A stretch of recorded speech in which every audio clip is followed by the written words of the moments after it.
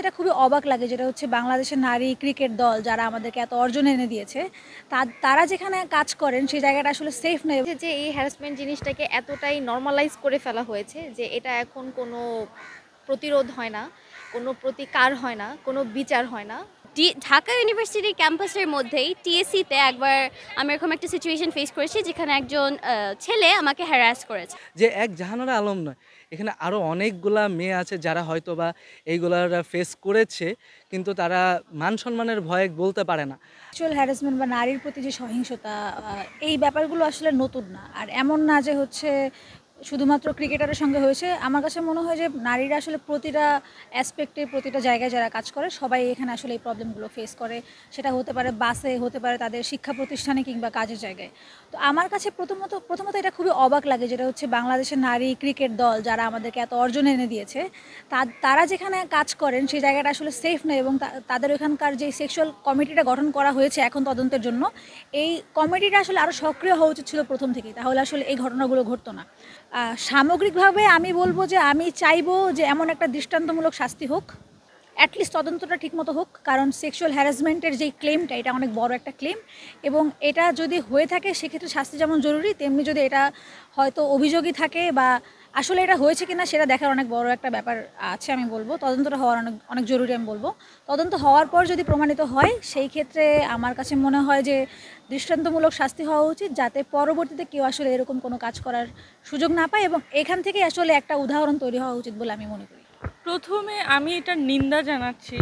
তার কারণ হচ্ছে যে বাংলাদেশের ক্রিকেটার টিমের মধ্যে মেয়েরা হচ্ছে এখন খুব ভালো কাজ করছে, তারপরেও এদেরকে এইভাবে হ্যারাস করা বা নারীদেরকে হ্যারাস করা এটা খুবই নিন্দনীয়।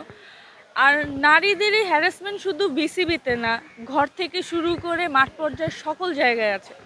তো কিছু একটা এক্সাম্পল চাই যে আসলে হ্যারাস হচ্ছে, তাদের শাস্তি দরকার।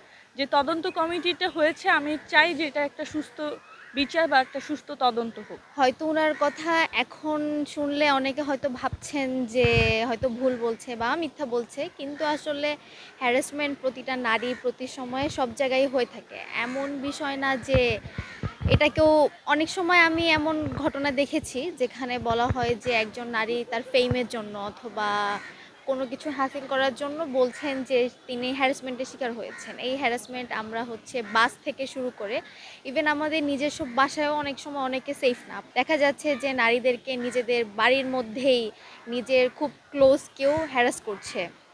এই হ্যারাসমেন্ট এরকম না যে শুধুমাত্র মানসিকভাবেই রয়ে যাচ্ছে, এটা অনেক সময় ফিজিক্যালি যাচ্ছে। অ্যান্ড অনেক সময় বলতে গেলে মোস্ট অফ দ্য টাইম এই হ্যারাসমেন্টটা ফিজিক্যালি চলে যাচ্ছে। হ্যারাসমেন্ট জিনিসটাকে এতটাই নর্মালাইজ করে ফেলা হয়েছে যে এটা এখন কোনো প্রতিরোধ হয় না, কোনো প্রতিকার হয় না, কোনো বিচার হয় না, কোনো ইভেন তদন্তও হয় না ঠিক। ঢাকা ইউনিভার্সিটির ক্যাম্পাসের মধ্যেই টিএসসিতে একবার আমি এরকম একটা সিচুয়েশন ফেস করেছি যেখানে একজন ছেলে আমাকে হ্যারাস করেছে।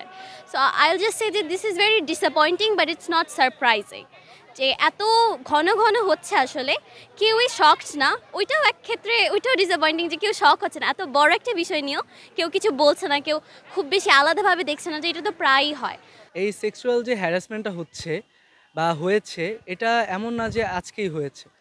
এটা হওয়ার পেছনে অনেকগুলো রিজন থাকতে পারে। যে মনে করেন আজকে আমি একটা স্টেক নিয়ে বসে আছি, একটা জায়গা নিয়ে বসে আছি, আমার যদি সেই পদটা হারানোর ভয় না থাকে, সেক্ষেত্রে আমি যা কিছু করতে পারি। সেই জায়গা থেকে এই বিষয়টাও সেম। আমাদের যখন দোসররা ছিল ফ্যাসিস্ট আওয়ামী লীগ, তখন দেখা যায় যে আমি যখন আমার একটা স্টেকে বসে আছি, আমি চেষ্টা করব যে আমার যে ভাই ব্রাদার আছে বা আমার যে লোকজন আছে তাদের মধ্যেই একজনকে আমি সেই জায়গাটাকে দেই। কেন?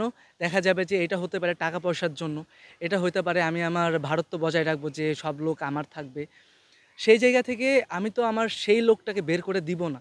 সো সেই লোকটার কোনো ভয়ও থাকবে না যে আমার তো পদ হারায় যাবে, আমার তো এই জায়গাটা হারায় যাবে, আমার তো এই কোচ দায়িত্বটা আমি হারাই ফেলবো।